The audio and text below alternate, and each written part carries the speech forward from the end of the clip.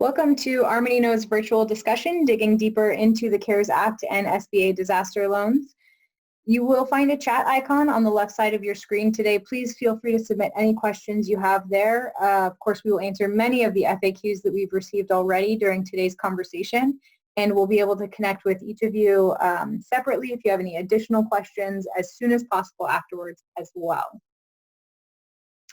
So to get us started, to introduce our speakers today, we do have John Schweisberger, who's a partner on our business outsourcing services team. Jen McCabe and David Miller are also partners on our business outsourcing services team. Matt Petrosky is a director on our tax team, and John Kogan is a director on our business outsourcing services team as well. And with that, John Schweisberger, I will pass it along to you. Thank you very much, Megan. Hello, everybody. Glad you could join us for what we hope will be a very insightful session. We're going to try to dig a lot deeper than just the basics through these programs so that you can get as many questions as possible answered in the course of the next hour. Today, we're going to talk about the main features of the SBA loan programs, the PPP program, Paycheck Protection Program, that comes out of the CARES Act, as well as the economic injury disaster loans, generally referred to as EIDLs, that are a more standard SBA loan feature. We'll dig into some updated guidance that has come out over the last couple of days and answer a bunch of questions at the end. So let's jump into the two loans that are the features that everybody's kind of interested in at the moment. Make sure we are grounded in what the differences are between the two loan packages. So the PPP loan, Paycheck Protection Program loans, are maximum of $10 million in loan value based on your monthly payroll costs. 10 million is the max, but your monthly payroll costs times 2.5 will be what you'll actually be able to apply for. So it's going to be the lower of those two numbers. There's some obviously extremely attractive features to the PPP, closest thing to free money we'll likely ever see. 1% interest rate on the amount of the loan that is not forgiven, and 2 years to pay it with a 6-month deferral. Now, the funding time on this, as we all know, it's going through local banks, and banks have been completely overwhelmed by these applications. So the funding is generally taking around a week at the moment. Not be surprised if that extends to closer to 2 weeks as we get deeper into the program with additional funds coming out and independent contractors and sole proprietors jumping into the mix as well. I mentioned forgiveness. We'll talk in depth about that, but it's anywhere from partial to full forgiveness of the amount that you borrow, with obviously very attractive terms around personal guarantees, collateral, neither of them required. Pretty simple application requirement, not so simple on the backside, and we'll talk about what's going to be required around that as well in the forgiveness section. And very significantly, the uses of the funds are somewhat restricted in the PPP.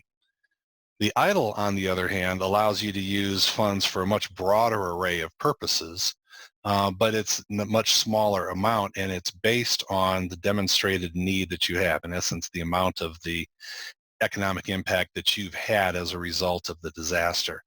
You have much longer term to pay with a little bit higher interest rate, but it's still pretty attractive. The challenge right now is being able to get these through the funnel of all of the PPP loans and get the EIDL loans approved because they're going into the SBA. And the SBA, which normally funds around $50 billion a year in loans, is being asked to do $18 to $20 billion a day now. So basically in 3 days, let's do a year's worth of loans. So you can imagine that the SBA is a little bit overwhelmed at the moment, just as the banks are. So we expect that the EIDL loans, which normally take 3 to 4 weeks, may take as much as 5 to 6 weeks to be able to get funded, hopefully earlier, but I would not be counting on something super rapid with the EIDL loans. The standard EIDL loans do not have a forgiveness profile to them. They do require personal guarantees and collateral, and as a result, the loan process itself is much more complex. Imagine it somewhat akin to what a mortgage loan looks and feels like. There's an awful lot of things that you've got to be able to sign off on and data that you've got to be able to provide. The third column here is these emergency economic injury grants. Those are essentially loan advances against the EIDL. If you've applied for an EIDL, you can request a $10,000 or less loan advance that theoretically, in normal times, should be funded within 3 days directly into your bank account and is forgivable. I say in normal times, certainly these are not. So right now, those loan advances are taking up to 2 to 3 weeks. There's, of course, been another huge demand on those as well. So basically, patience is the virtue here as we talk about applying for these different loans and trying to get through either the banks to the SBA or to the SBA directly from yourself. So hopefully that helps you understand the basic differences between the loans. We want to take some time now and dive deeper into the PPP loan itself, because there's been so many questions around this. There's been some updated guidance very recently, and Jen McCabe will walk you through that. Thanks, John. The most common question we have gotten is, what is the 12-month period that I'm looking at? I'm supposed to get my average payroll cost over 12 months, but what is that? And the guidance from the CARES Act, it differs from the guidance we're getting from banks, and the applications have different wording. And so we are trying to clear that up by saying that the bank applications are making it as easy as possible because they're trying to underwrite. They want it to be easy to tie to payroll records and underlying support. That seems to be the December ending period of 2019. So if you're looking at 19 and you're rolling back from December, it's just the calendar year 2019. It's easy. You have payroll records already. You finalize your payroll reports. It's the path of least resistance. The CARES Act says that you have to roll back 12 months from the date that you get the money. It's called the loan origination date. It's generally the day you get a loan funded, and it's just wildly impractical. Everyone would have to guess.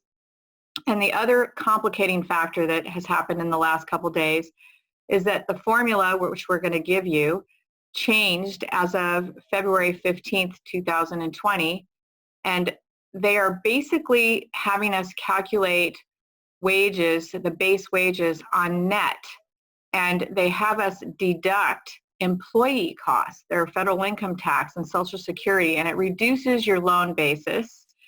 It is them trying to make this coordinate with the prior act, which is the Families First Act, and it's a wild mess. It's complex, it's pretty impractical. I encourage you to get help, because then you have to do two different formulas if you separate your loan wage application basis into two periods, okay? It's kind of a mess. The math. The other question we get all the time is, if I have a $100,000 employee and they make more than that, do I throw them completely out? The answer is no. You can include their wages up to $100,000. And then on top of that, you add benefits costs, and that could be benefits and retirement. Make sure you only add the employer cost of those benefits, and you do not add the cost that the employee pays that's deducted from their check. You get this number. You get your wages and benefits number, and you divide it by 12, and you get your average month, and you multiply it by 2.5. That's your number. And then you make sure it's not over $10 million. If it's over $10 million, you can only ask for $10 million. That's the limit of the PPP. So when you hear people saying it's 2.5 times your average monthly payroll, it is, but it's your average monthly payroll expenses, which includes some other expenses, and you do have to calculate your average monthly payroll and figure that out. The other notes are that a sole proprietor files a Schedule C or has a little P&L. A sole proprietor calculates their net profit on the year. That's their pay. That's their basis. That can be tied to their tax return eventually very easily. And if you're an LLC person, it's the guarantee paid to an LLC member up to $100,000. This very clearly says that distributions are not included. So if you have an LLC person who does not get paid guarantees and only gets distributions of profit, there are no guarantees for them to use as a basis in the calculation. So in summary, this is maybe an easier way to look at it. Payroll costs include payments for salaries, wages, the regular stuff. plus cash tips or equivalent, which by the way should already be included in people's W-2s and earnings reports for 2019, vacation leave, medical or sick leave. If there was anything paid to a person, it should already be included in their pay. You shouldn't have to add it on top of. It's already there for you in the payroll journal reports that support last year's W-2s. Remember the benefits. You just want to make sure you're not taking and adding in the part that the employee actually pays. And there's one little trick here. You add in the employer paid state tax expense. And that is because it's usually unemployment. But you do not add in the employer cost for Social Security, for FICA, for Social Security and Medicare. You do not include that federal piece in your loan basis, just the state tax piece. So when you're thinking about what do you not count, you say, okay, I'm not going to account my workers' comp. I'm not going to account for 1099 contractors. Those are not employees. I'm not going to account that FICA piece. I'm not going to account any compensation for someone that I call my employee who lives outside the United States. This should be really easy. If they're outside the United States, they're not on your payroll in most cases. You're probably paying them overseas or paying an overseas PEO to pay them. So it's really not coming up as a question. But a lot of people ask if they can include foreign employees. And the answer really is if they're foreign, but they're in the United States, living here on a visa, they're going to be included on your wage reports and on all of your payroll returns already. So it's pretty easy. If you happen to have paid sick leave under the Families First Coronavirus Response Act, we call it the FFCRA over here. If you've paid sick leave, you've gotten reimbursed or you will be reimbursed by the government. So you can't include that because that would be double dipping. And I want to make sure that everybody heard me. After February 15th, this formula changes and the wage base goes down a bit because you have to deduct the employee portion, not just the employer portion, the employee portion of FICA, and also you have to deduct what they pay for federal income tax. And that is a little bit nonsensical. So I am not suggesting that people use that formula and it's some wildly strategic reason for doing so.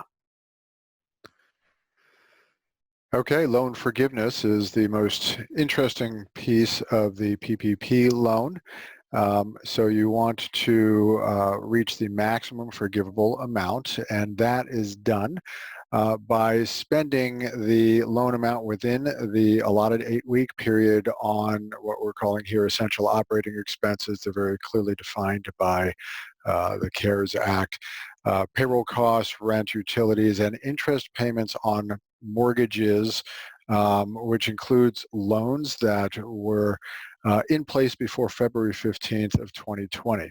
You can also use it to pay mortgages and rents specifically on space, so long as those mortgages and leases were in place before February 15th, 2020. The expectation is that 75% of the proceeds must be used for payroll and related costs. This program is really built on putting salary into the hands of employees, so that is the focus. Now, there is the concept of reduction of forgiveness, and there are two primary components here for reduction. One is that the forgiveness will be reduced if you have fewer heads during the use period, during the 8-week use period of the funds, than you had during one of two base periods. So if your head count is down, then your forgiveness will be down proportionally. Similarly, if there is a reduction in employees' wages greater than 25%, compared to the most recent full quarter, so that would be currently Q1 of 2020. So if the usage wages are down more than 25% against that base period, then you would also see a proportional reduction in forgiveness. So there's an interesting get out of jail free card here for the employee retention, which is that if you have rehired by June 30th, all of the employees that you had in the base period, then you will not be penalized for reduced payroll.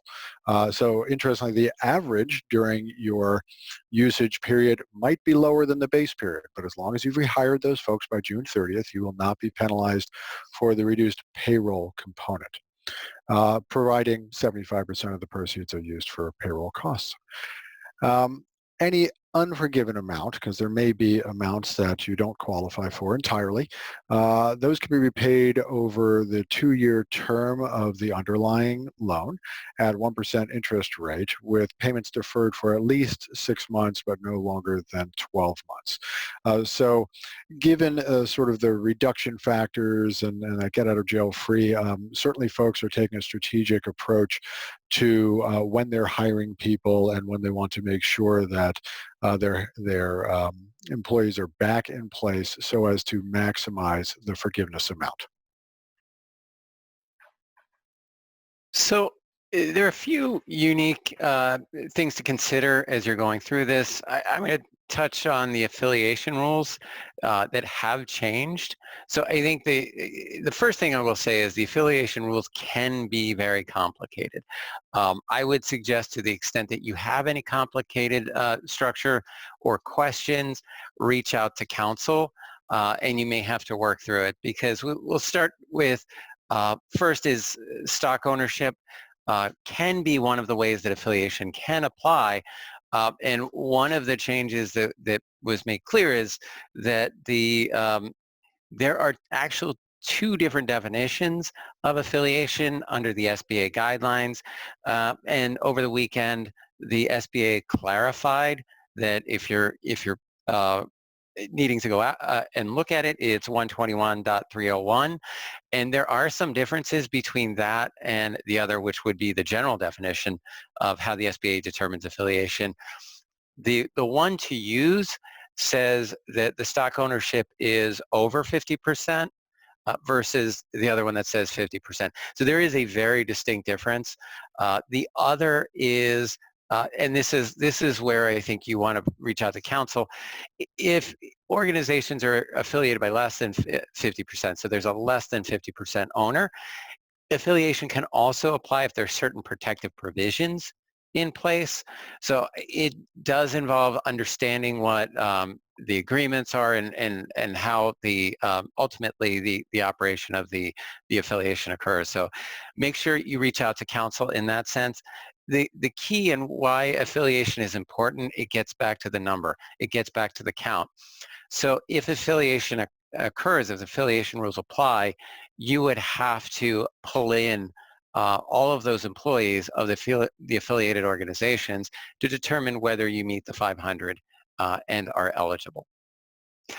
So next, highlighting sole proprietors, I think it's important to note that sole proprietors and independent contractors, they are, as Jen had said, so independent contractors are not employees and they don't get pulled in, but sole proprietors and independent contractors can now begin filing on their own, and the PPP applications will begin being accepted starting Friday, April 10th.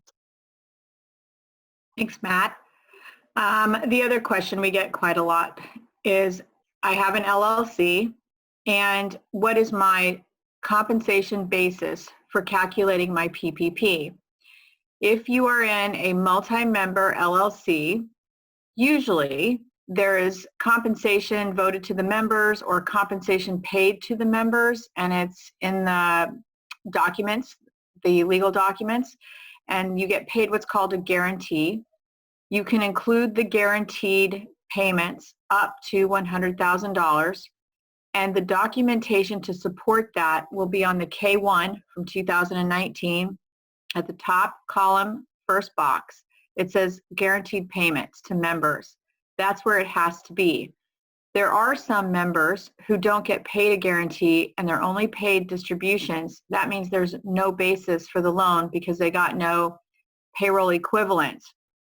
If it's a single member LLC, so this is one person and they just have their own LLC, it's just like a sole proprietorship. The tax return they file is a Schedule C, just like a mom and pop that files a Schedule C. And in their case, it's the net profit of the company last year as reported on that Schedule C. It's the bottom line. And there is going to be more clarity emerging around this, because if you're a Schedule C sole proprietor and you had profit last year of, say, $50,000, but you didn't pay yourself a paycheck and you have no employees, in the 8-week period following your loan date, you're going to have to actually show them your profit and loss statement as your backup. And if this COVID pandemic has really hurt, your profit may actually be horrendous and not 75% of what it was last year in a comparable period.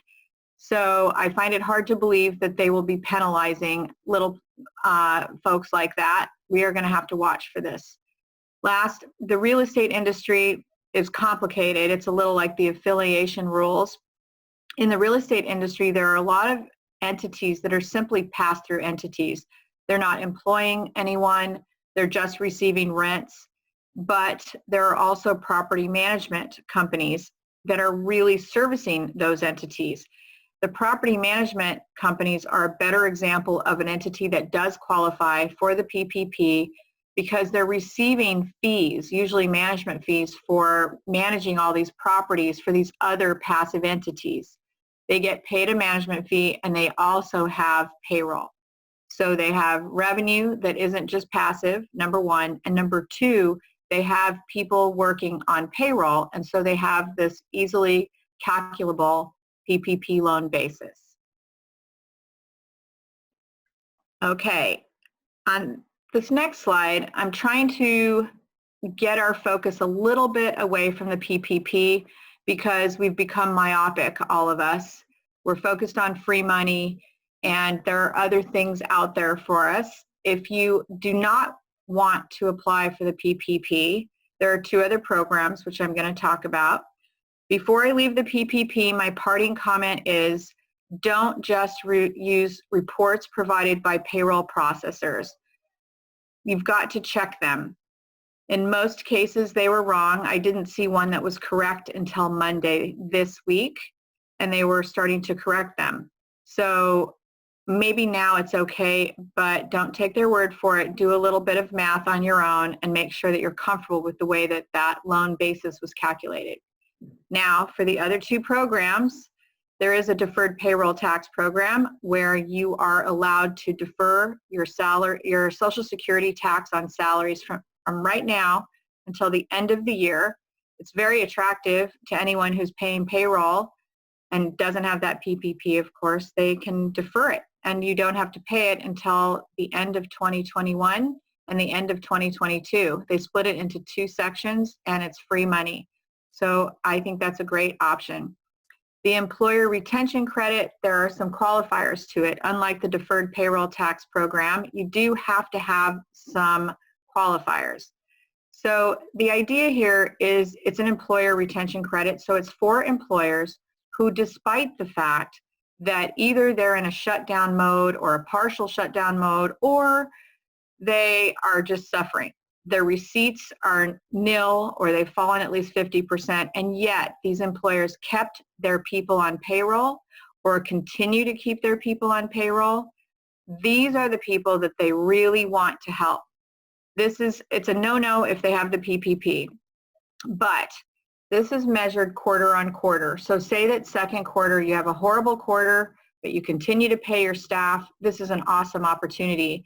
This is really important for small employers with less than 100 workers, because every worker, you get to take up to a $5,000 credit against your 941, which is your quarterly payroll return. And on that 941, you send it into the government and you say, I withheld Social Security, I also have to pay Social Security on my people, and I also withheld federal income tax from all my employees' checks. And against that, you have to pay all the money that you withheld. But this credit applies to that. And it can be hundreds of thousands of dollars for someone who has 50 people on staff. So I just did the math for someone with 60 people on staff, and it was a $300,000 credit for 1 quarter. based on his people on payroll. So if this is you and you're listening and you're an employer who continues to employ people, does not have the PPP, there's help for you, and it's a reward for you for having kept people on payroll. Greetings, everyone. This is David Miller. So I'm going to talk to you a little bit about the economic injury disaster loans, which is really the next wave that's coming through the process now, as everyone's kind of gone through a lot of the PPP process. So just as a reminder, we said earlier, these loans are up to $2 million. They have a term of up to 30 years. The interest rate can be up to 3.75% for for-profit companies, and for nonprofits, the actual cap is 2.75%. Now, there's a unique component to this that has there's a $10,000 loan advance portion. So when you go, there's an application process that is online for the EIDL, and it includes a $10,000 loan advance. So if you are interested in that, you can check that box and get the $10,000 loan advance. Now, the timing of that, as stated, has been 3 days. I can tell you factually that that is not happening right now, but I still am encouraging clients and others to go, and if you qualify, to be able to go through the process, sign up for the loan, and get the $10,000 loan advance. If for some reason that you are not approved for a loan, the $10,000 loan advance will be forgiven and will be deemed a grant, and that is a part of the CARES Act. So from the application process today, and we found this out today, the application process is standardized. It's a workflow process, web-based at this point. What will happen after the application is with the SBA, they will contact you, either an SBA representative or an SBA loan officer will contact you once they've gotten through their backlog of information and get into the specifics with you. So right now, if you at least start the process, it's a bit of a wait and see. The other thing to mention here is that the loan amount going back to the PPP is $10 million. So there is an opportunity, if you've already gotten EIDL, you can kind of refinance that EIDL through the PPP. But basically, the PPP amount that you're getting is going to be strictly for the PPP and for the forgiveness portion of it. The economic injury disaster loans, with the exception of $10,000 advance I talked about, is not forgivable. Okay, so if you get a loan for $2 million, you have to be prepared to pay that back, and you can extend that term up to 30 years. Okay, so where do we begin? Where do we wrap up with all of this? Let's kind of run through the very simple summary on where you start. Begin with the calculations. We've given you all the nuances that are in that calculation. It's not an easy thing to do. It's very easy to either over or understate that. So you want to pay particular attention to how you calculate the loans. File with your friendly neighborhood banker. We do know that there are an awful lot of banks that have, at least temporarily, put a stop on accepting new applications, despite the fact that you may be a customer of that bank for a long time. The banks have been overrun, as I'm sure everyone is aware. So do your best to get that in as quickly as possible. But the most important thing at this point really is to plan ahead for the forgiveness portion of things. Assume you've got the funding. How are you going to use the funds? Make sure you've got a staffing plan that incorporates that. If you've already let go of some people or furloughed them or cut their salaries a little bit, what are you going to do over the course of the covered period, the next 8 weeks after you get the loan? Make sure you've thought that through, you've developed a plan, and that you've got the ability to segregate the funds, both the funds coming in and the funds going out, so that you can easily demonstrate your compliance when it comes time to ask for the forgiveness. Okay, so if all of that is not enough and you say, gee, Armin, I'd love to have some help, we're happy to help you with that. So we do have 3 different ways in which we can support you. Well, actually a lot more than that, but 3 that we're going to talk about here. So prior to the application process, we can do some in-depth one-on-one advisory work on your client-specific issues and talk through the options that are available to you. If you've done a loan calculation, you want us to check it over for you, we're happy to make sure that you've got that as complete and accurate as we can. We can also take it to the next step and assist you through the application process and do the loan calculation for you, help you gather all the right application materials, and as needed, should the bank need to have follow-up conversations with you, we're happy to stand by your side and support you in those discussions all the way through to the loan approval process.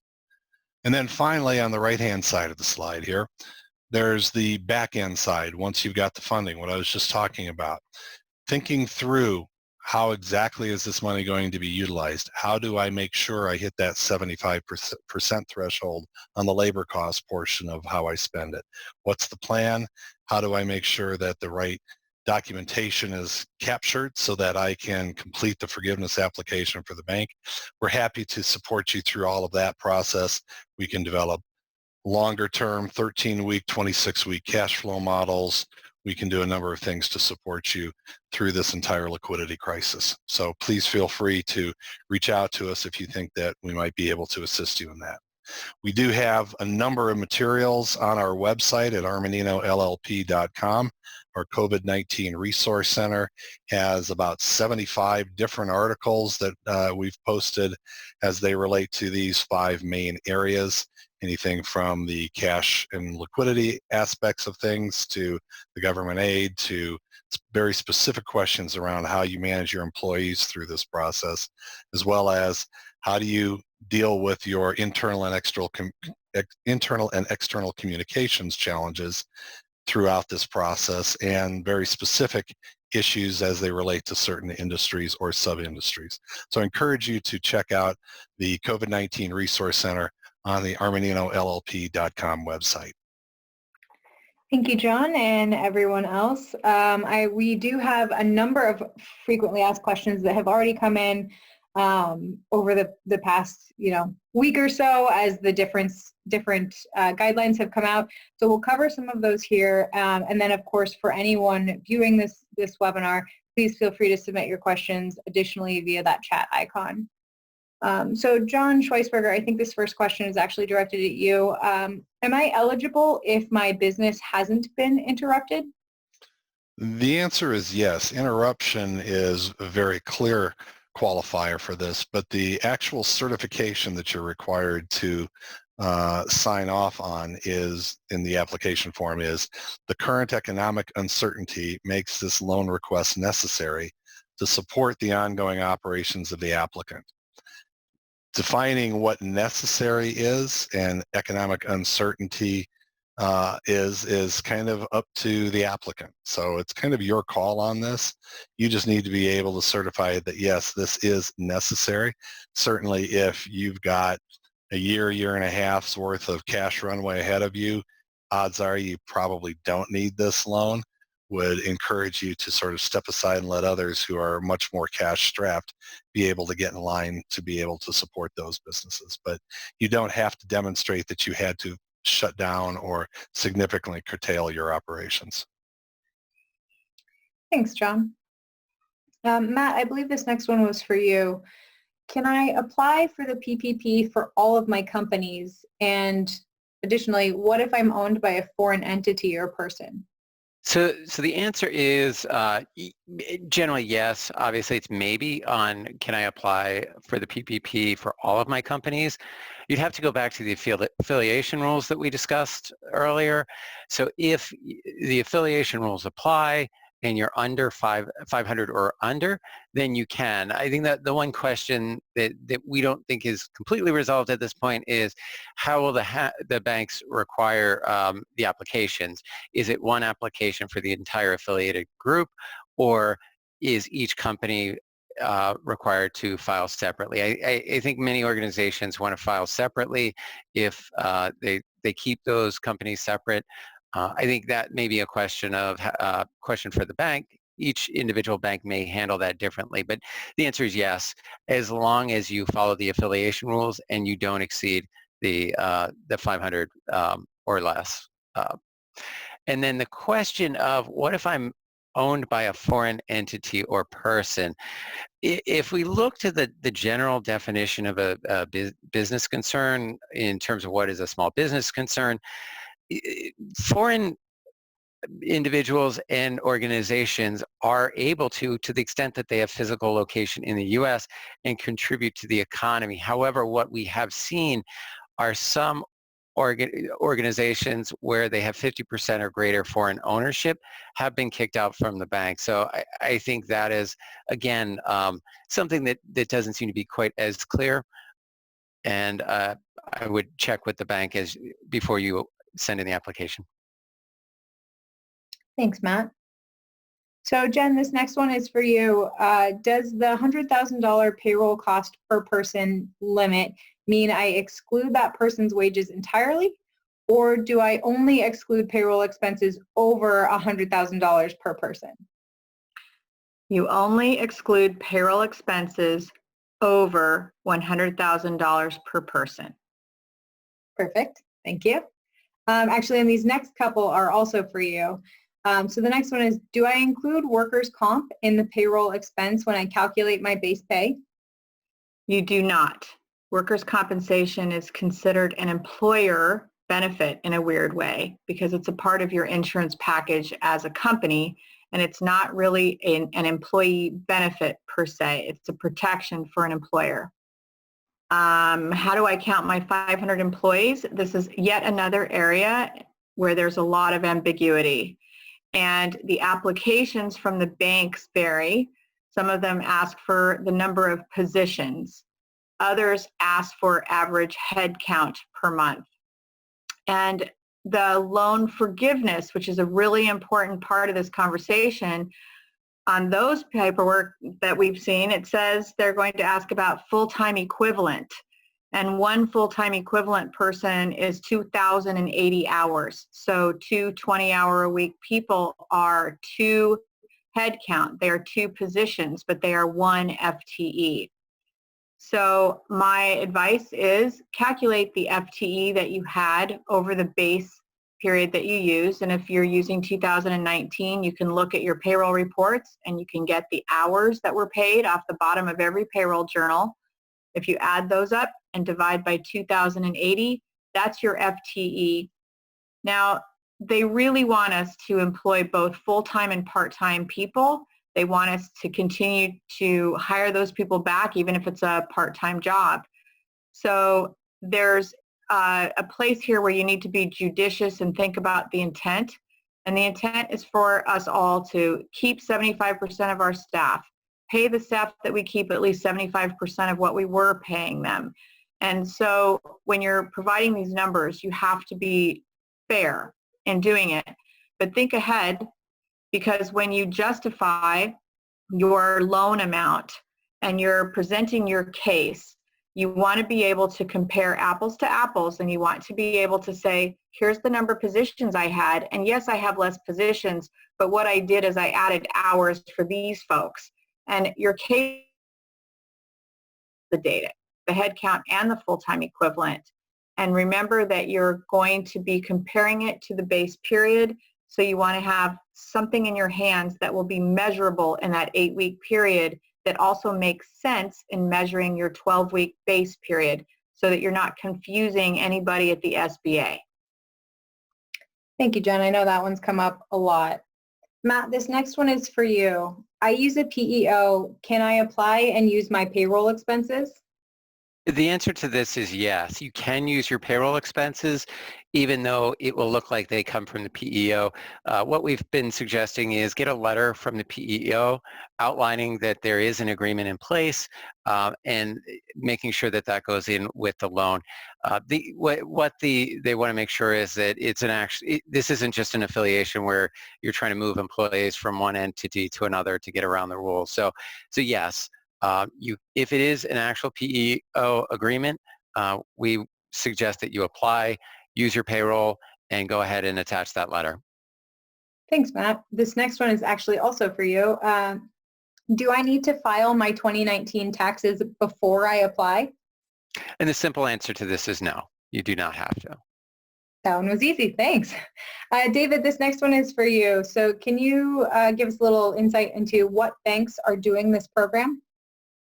So just as a little background, typically there's about 800 approved SBA lenders. They've actually gone through the process now and recruited even more banks into this process to keep up with the demand. So that's the good news. I think there's been a lot in the press recently about some of the bigger banks who have hit some of their regulatory caps. Many of those caps were put in place around the financial crisis 12 years ago, coincidentally. So, but most of the banks are getting past that now. There's also adequate funding out in the marketplace. There's $350 billion approved. The Mnuchin has said that he is going to go for another $250 billion. So there'll be $600 billion in the marketplace, hopefully over the next few weeks. So the banks are doing their best to get through the application process. There's been a crush of applications. So if you have an application and you've been acknowledged that application's been submitted and received, hang in there, be patient. If you have been kind of on the outside looking in to some of the banks, hang on, be patient. I think that they'll be getting to you. There are other banks out there that are doing SBA lending, but what we are finding is those banks are asking you to move your operating business to those banks. So if you want to try another bank, be prepared that they're going to ask you or require you to move your business as well. Thank you, David. John Cogan, can I use the PPP loan proceeds to pay off debt?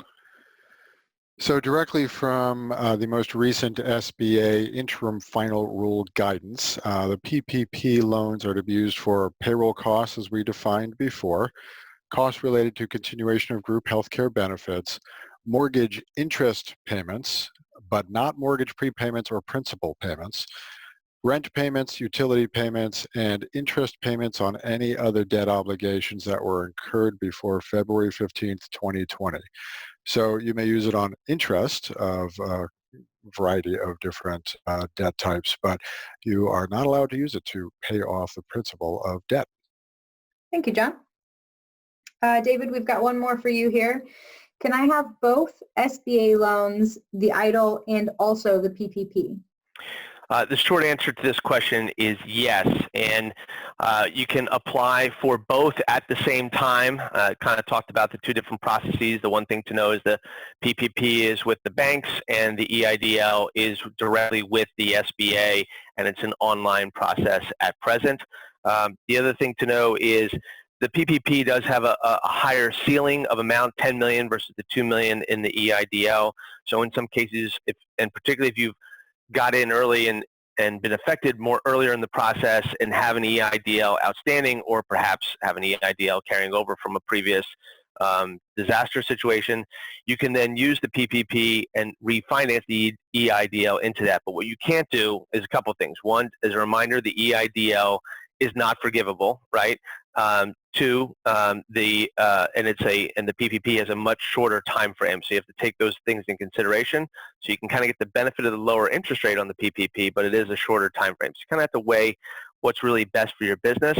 And if you do have both, you can only use the PPP for its prescribed costs, and you can only use EIDL funds for other costs, whether you're doing in parallel or even if you refinance and commingle the funds, you still have to kind of keep the tracking separate to qualify for the forgiveness for the PPP. Thanks, David. And actually, I do have one more for this. We'll close it out with you actually today. So we've gotten this question a few times in the last couple of days, actually. I already submitted my application before the latest guidelines were released. What do I do now? You know, it's like being at Disneyland and you've been waiting in line for an hour and a half, and you're right there at ready at Space Mountain, and you have to leave the line for something. Don't leave the line. Stay the course. Don't pull your application at this point or go somewhere else. Just be patient. The banks are getting through this, and just hang in there. It's the best advice we can give you. Perfect. Thank you, David. And thank you to all of our presenters today. As we close out, obviously, I know we've gotten a lot of additional questions, and I'm sure that there will be more to come as more guidelines come out, more updates come out. But thank you for joining us today to go deeper into the CARES Act and SBA loans. Definitely please visit our SBA specific page. The link is up here for reference, and then also our COVID Resource Center that John mentioned earlier. It has lots and lots of articles on really navigating this business disruption and really helping with business continuity and a lot of the government aid that's available. So thank you for joining us, and feel free to reach out with any additional questions.